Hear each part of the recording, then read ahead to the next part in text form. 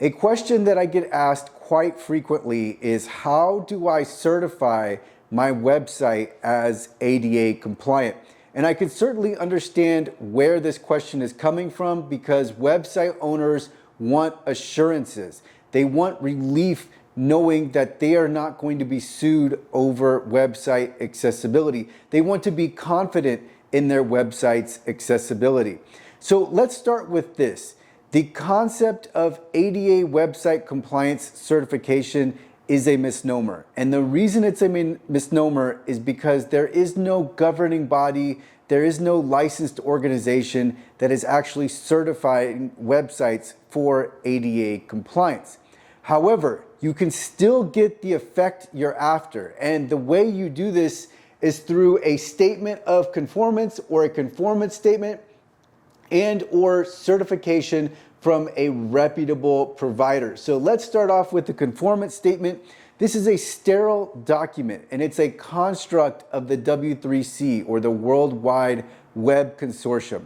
And what's important is the W3C is the publisher behind the Web Content Accessibility Guidelines, or WCAG. So WCAG is are the technical standards for web accessibility. So with this document, what we are stating is that basically our website is conformant with these technical standards that everybody looks to, references, and cites to. So that's really, really compelling documentation. Now, you can also get provider certification, and this is going to be redundant, but I think a lot of people would like to have it, and it can look really, really good, especially in an accessibility statement, which I have next. So you can get the provider certification or seal, and this is going to come with a conformance statement, because if a provider is providing certification, they really be speaking to that conformance. And when we talk about conformance, we're typically looking at the 3 latest versions of the Web Content Accessibility Guidelines, and that would be version 2.0, 2.1, and 2.2. 2.0 I consider the classic standard. It was published in 2008. 2.1 includes more considerations for mobile accessibility, and this was published in 2018. And then in 2002, this was just released in October of 2023.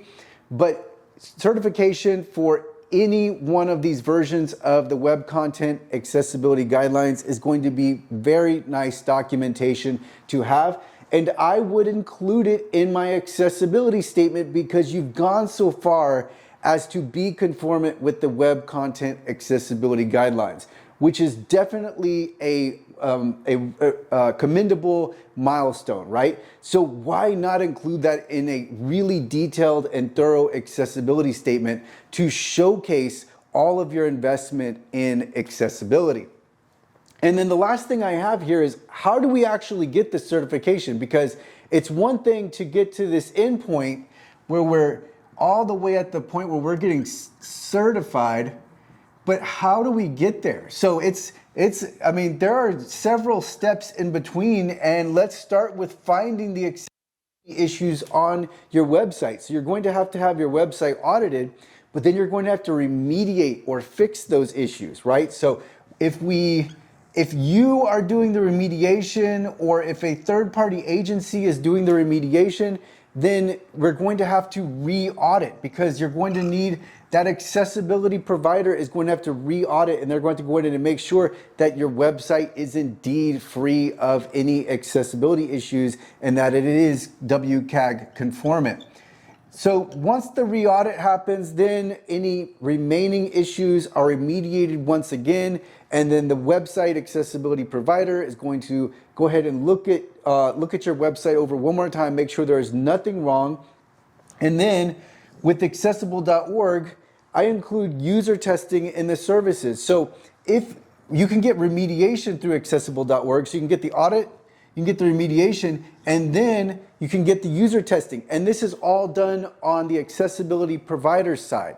And so that way it makes it simple, it makes certification easier, because if the accessibility provider is fixing the issues, they know the issues have been fixed. So that's going to make for a much more seamless process than if you have this back and forth where let's say your in-house team is remediating and they're still learning about accessibility, or we just don't know that accessibility has been incorporated correctly, then we have to re-audit and then possibly re-audit again.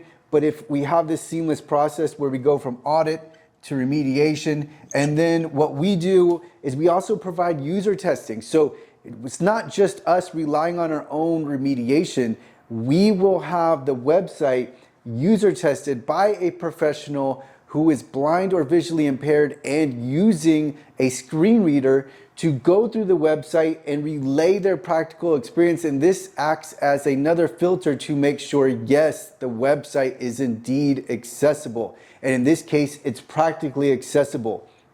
So this is a really, really nice three-tier system, two-tier filter, where we have the audit, remediation, and then user testing. And then of course you can get certification after that. It's not going to come at a charge. It's going to be a result of your previous investment. And it's just going to state that, yes, your website is fully WCAG conformant for a given version and conformance level. So this is all available at accessible.org. But the point here is that yes, you can certify your website's accessibility, and it's going to have the same effect as what you want.